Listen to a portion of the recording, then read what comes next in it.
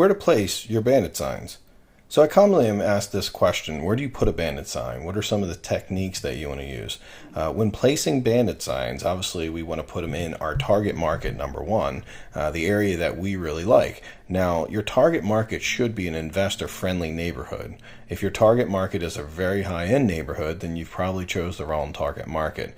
Bandit signs also don't tend to work really well in high-end neighborhoods. They do tend to be better received by more lower-end slash working class neighborhoods. And it's because if they see the sign, they're totally okay with it. They don't look down, they don't judge it. When you get into neighborhoods that are really rich, they look at these signs and they consider them to be like a low level way of marketing, which by they are. I mean, we're looking for motivated sellers. We're not looking for people trying to sell mansions or beautiful properties.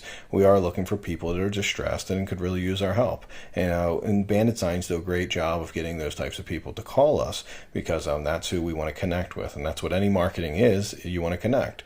So one of the things that I'll tell you is my number one thing I do is whenever I'm putting bandit signs out, it's highly important that I create a routine, that I follow a route that I'm going to do consistently over and over. So for me, I might have like 4 bandit signs on the corner of Ritchie Highway and Mountain Road, and then I might go to the next intersection, say I'm putting 4 signs there. I will write it down in detail because what I've found to be very important with bandit signs is consistency.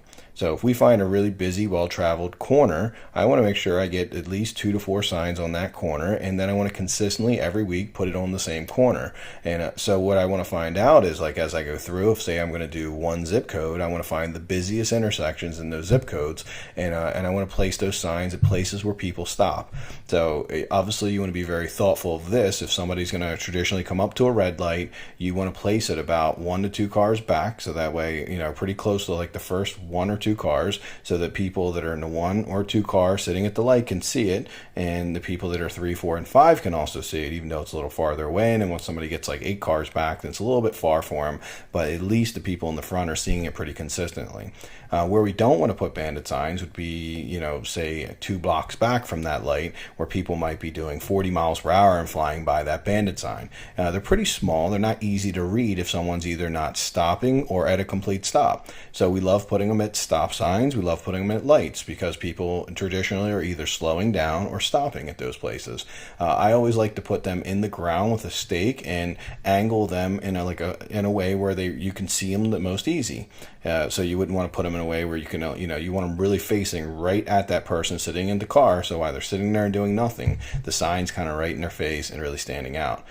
Bandit signs work really well when you put them in the most traveled areas. Now, with that being said, we also, if we really are trying to get that neighborhood saturated, we will consider any streets or like side streets, but like neighborhoods have to come out to, like if you have a big neighborhood and there's like 1 or 2 main roads out of that neighborhood, that would be a great place to do something at a stop sign on the side street, because now all the people from that neighborhood get to see it. Those tend not to get taken down quite as much too. They do seem to last longer when they're on the little quiet side streets. So we get pretty good bang for our buck there, even though we don't have as much traffic.